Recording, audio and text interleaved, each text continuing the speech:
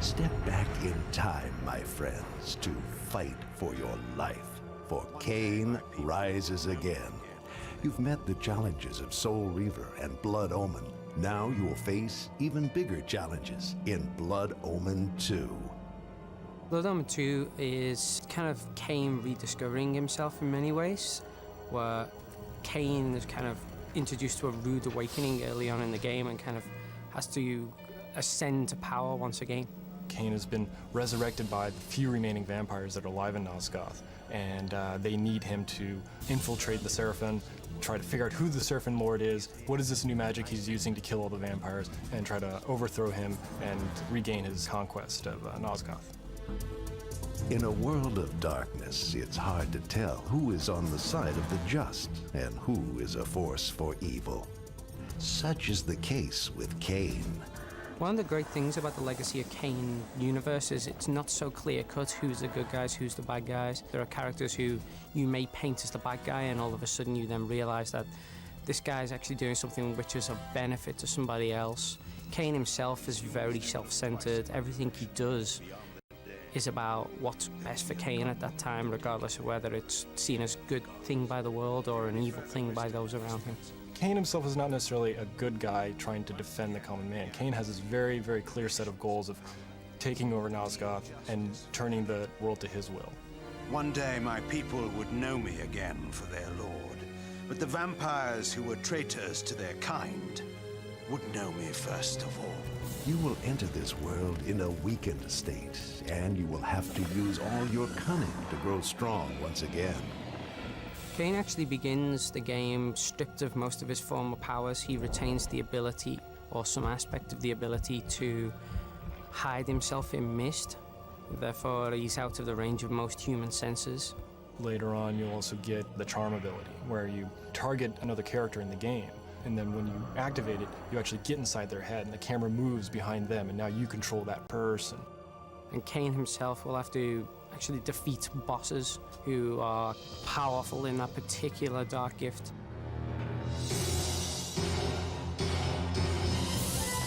But your dark gifts alone will not be enough to ensure your success. You must also learn to arm yourself. When Kain sees a thief or a thug or a knight with a weapon that he wants, he can take that weapon from him. Now he's got it. There's a large variety of weapons that Kain can pick up. He can pick up a dagger, or he can pick up a sword or axes, and he'll exchange them for other weapons as he needs them. We decided to implement a feature whereby the weapons could be broken because we didn't want to focus on players being able to, for instance, button mash so that they could get off a whole series of moves without being punished, and that the combat system would actually reward people who skillfully decide when was the right time to defend or attack.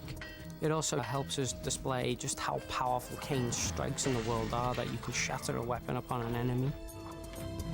You may believe yourself an expert in combat. How wrong you will be. This is a different world that you must master. The combat system for Blood Omen 2 is very, very different from Blood Omen 1. We really wanted to go with something that showed off Kain's strength as a vampire. So what we let Kain do is we get into a one-on-one combat with a character. Kain can circle around them. You have to time your blocks to characters' attacks. The swords will actually meet up as they're supposed to, so it's really, really cool.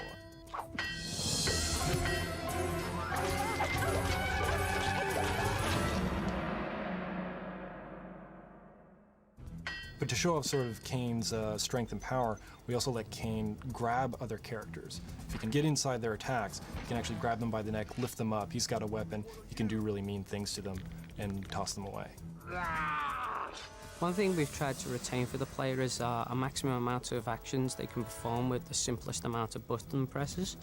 And so whenever an enemy is attacking Kain, all they need to do is to press the defense or the block button, and we'll actually arrange so that it's perfectly choreographed that Kain will actually intercept the weapon as it's about to land on him. And so it's actually something whereby the player's getting a variety of spectacular style moves, but with the minimum amount of actual control confusion.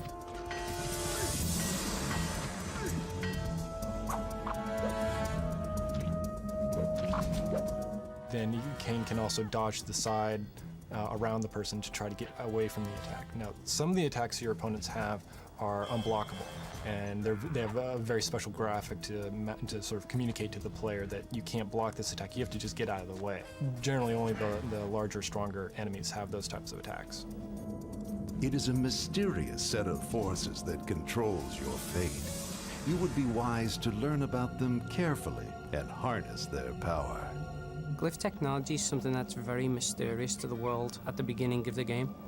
It's kind of similar to electricity in some ways, that people know it's there, but they don't always know what it's about, how it actually works. You flip switches, the glyph energy travels across a glyph line, powers up a piece of machinery, and it does something that cool, opens a door, it crushes stone, it does whatever. The Seraphim have been employing it for things such as ward gates, and you can imagine them as metal detectors for vampires, so the humans can pass straight through them. But anytime a vampire nears, it begins to glow, and eventually if the vampire tries to cross such a portal, they'll be repelled, and all the guards in the world around will know that that person was a vampire.